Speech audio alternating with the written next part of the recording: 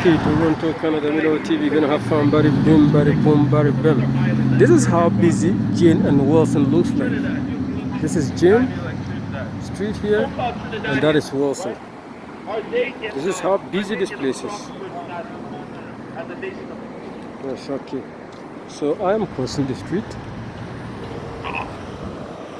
discovering Canada to the world on Milo TV people.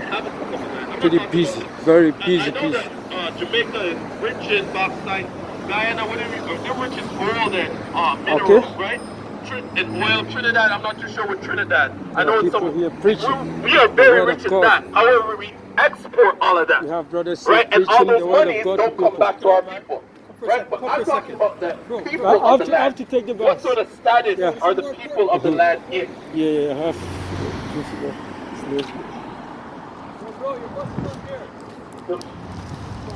Yeah, so I have guys here like teaching. They gave me this, the so-called block. Slaving away, right? We're slaving away. You know that happens time after time after time. One was time for example.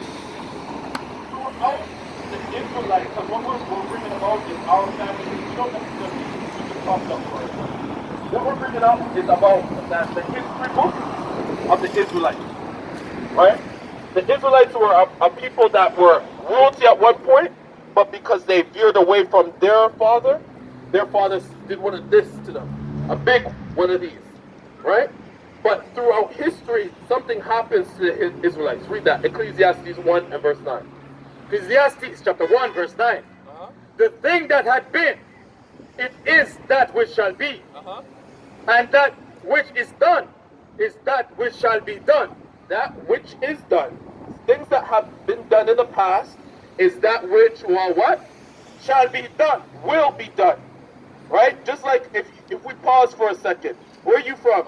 Do you know anything about like American history? Like recent stuff? No, I'm from Ghana, Africa. You're from Ghana? Okay, so this is for you. We're talking about family affairs right now. Just like Christ was having a family affair discussion in John with Nicodemus, we're having a family affair discussion. So, read that again. The latter portion. And there is, and that which is done is that which shall be done. Right. So in the States, up until a year ago, you remember all those Confederate statues in the States, as well as even over here. They were doing what? What were they doing? They were being pulled down, vandalized. Right. You know about that, my brother, right? Yeah. They were being pulled down. Hey, we ain't necessarily against it. We're like, hey, all praise to the Most High is the Most High's will. But do you remember what Donald Trump, the president at that time, said about pulling down those statues? You don't remember? Do you remember? He said, hey, I would strongly advise that you don't do that, because this is a reminder of what could happen to you again. What was the Most High putting the Spirit on him to prophesy to our people, to remind our people about? This scripture, read that again. And that which is done is that which shall be done. That same level of racism that our forefathers and our foremothers went through in the Jim Crow era in 1492 and all those times before, that same evil which had been done will be what? That shall be done. It shall be done. It shall be done. It will happen again. It is happening right now. So Donald Trump was reminded, it's like, hey, that racism, that you pulling down that statue, all that's doing is it's erasing from. Do you have children? Do you have children? Yes, I do. You have children, right? So imagine you have a Confederate flag with a person on it, right? And you teach hey, that brother, that so-called white man, he had our people in slavery. He did this, that, the third, right? But now let's say we topple those images, right? Now let's say we take out of the textbooks, what is it called again? What is it called in the States that they call it? Critical race theory. They say critical race theory, say, you know what, it's damaging to teach the children about slavery and what the white man did to the natives, the blacks and Hispanics, right? Now, if we remove all of that history, right, will your children remember what was done to our forefathers and our foremothers? No. You say no? No. Yeah. No. What about what do you say? No. They say no, Yeah. right? So then how are they going to interact with all those other nations? They're going to jump hand in hand, right? But Donald Trump said, and most importantly, our father said, read that again. And that which is done is that which shall be done. And there is no new thing under the sun. There's no new thing under the sun. The things that have been done in the past, in 1492 when the conquistadors came over, what is it? Christopher Columbus came and he scouted. He's like, this is our rich and prosperous land. I'm going to make some monies off of those niggas. I mean, those nice natives, right? He said, I'm going to do those same things that have happened. Read that again. And there is no new thing under the sun. What they do to our brothers and sisters in Ghana, they take some of, you remember how there's a lot of brothers and sisters in Ghana that are in a low status, a lot of them in Nigeria. So they go to other nearby areas to provide for their family. Just like what you mentioned earlier, you said, we come over here, you make some money, you send it back home, right? That's what we do over in Ghana too, right? Yeah. But read that again. And there is no new thing under the sun. That same 1619 slave trade, that same 1493 slave trade, hey, guess what? That's happening right now. You have Ghanaians and so-called Nigerians and so on and so forth that are biblically known as the Israelites, Right. that are being sold into slavery in Tanzania, right, and the UAE. You have Arab people. Is it on there? You switch it around? You turn it around?